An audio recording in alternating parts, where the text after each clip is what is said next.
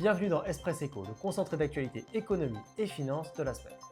Aujourd'hui, nous allons parler de la trajectoire parabolique complètement choquante du cours de l'or, qui est sans nous rappeler le moment où Nixon a découplé l'or du dollar en 1971. Ensuite, nous allons parler du prix Nobel d'économie 2025 qui a été attribué à un Français. Mauvaise nouvelle pour la France, l'agence S&P, dans un rapport complètement imprévu, a décidé de réduire le score de la dette française face à l'instabilité politique. Et enfin, nous allons parler d'OpenAI qui a encore ajouté un partenariat à la longue liste de ses partenariats déjà existants. Je ne sais même pas comment Savatman fait pour les sortir de son chapeau. Ces dernières semaines, nous avons pu observer une trajectoire parabolique complètement choquante du cours de l'or. Le cours de l'or par once, qui fait environ 28 grammes, est aujourd'hui à plus de 4000 $ par once, ce qui fait plus de 3500 € par once. Mais comment cela se fait que le cours de l'or ait autant augmenté en si peu de temps? Il faut savoir que le cours de l'or est en général un indicateur qui va prédire des situations d'instabilité politique et fiscale. En effet, les principaux acteurs qui vont acheter de l'or sont les banques centrales, et ce sont ces mêmes banques centrales qui définissent les politiques monétaires du monde entier. Ainsi, c'est pour ça que l'or donne l'impression de prédire des crises financières ou fiscales dans le monde. Conclusion, est-ce que cette trajectoire parabolique va continuer ou non? Personne ne le sait, sauf peut-être les banques centrales, mais une chose est sûre, c'est qu'il n'y a pas un achat aussi concentré d'or en aussi peu de temps sans aucune bonne raison.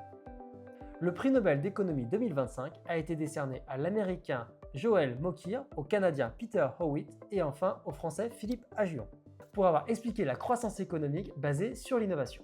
La moitié de ce prix est attribuée à l'Américain Joel Mokyr pour avoir identifié les prérequis pour une croissance durable à travers les progrès technologiques. Il a montré que la période dans laquelle nous vivons est une période de croissance durable grâce aux innovations technologiques successives qui sont un moteur pour cette croissance. L'autre moitié de ce prix Nobel est attribuée au Canadien Peter Howitt et au Français Philippe Aghion pour leur théorie de la croissance à travers la création destructrice. Ils ont étudié les mécanismes pour atteindre une croissance durable et ils ont créé un modèle pour ce qu'ils appellent la création destructrice. La création destructrice, c'est quand un nouveau produit entre sur le marché et obsolète les anciens produits.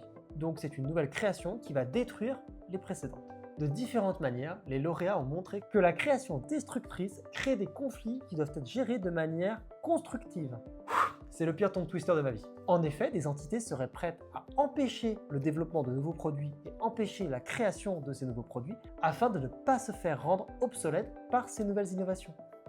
Mauvaise nouvelle pour la France, l'agence S&P, dans un rapport complètement imprévu le 17 octobre, a réduit le score de la dette française de AA à seulement A+.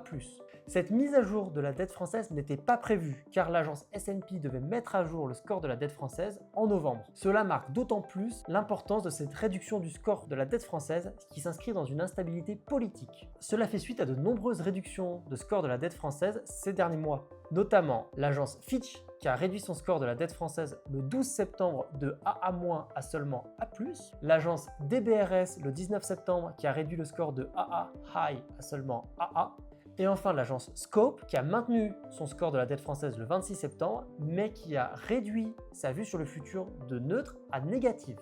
Cette réduction impromptue du score de la dette française s'inscrit dans un contexte fiscal et politique très compliqué en France. Il faut savoir qu'aujourd'hui, le poids de la dette française représente 113% du PIB de la France. De plus, le gouvernement pèse pour 57% du PIB de la France. Couplé à une croissance proche de 0%, le budget 2026 est donc très attendu par les marchés financiers et par ces différentes agences afin de voir si quelque chose va changer ou alors si la France se dirige vers une crise de dette fiscale. OpenAI a signé un nouveau partenariat avec le géant Walmart. Mais vous vous dites, OpenAI et Walmart, ça n'a complètement rien à voir. Mais cela s'inscrit dans une stratégie plus large. Récemment, OpenAI a permis à ses utilisateurs de pouvoir directement passer commande sur des produits qu'ils ont recherchés dans le chatbot grâce à un partenariat avec la compagnie de paiement Stripe. Avec ce nouveau partenariat, OpenAI vient essayer de concurrencer des géants bien installés comme Google ou encore Amazon. Si vous avez des questions ou des sujets que vous souhaiteriez que j'aborde plus en détail, n'hésitez surtout pas à me le dire en commentaire. On se retrouve la semaine prochaine pour plus d'actualités économie et finance dans Espresso. Allez, abonnez-vous, ciao!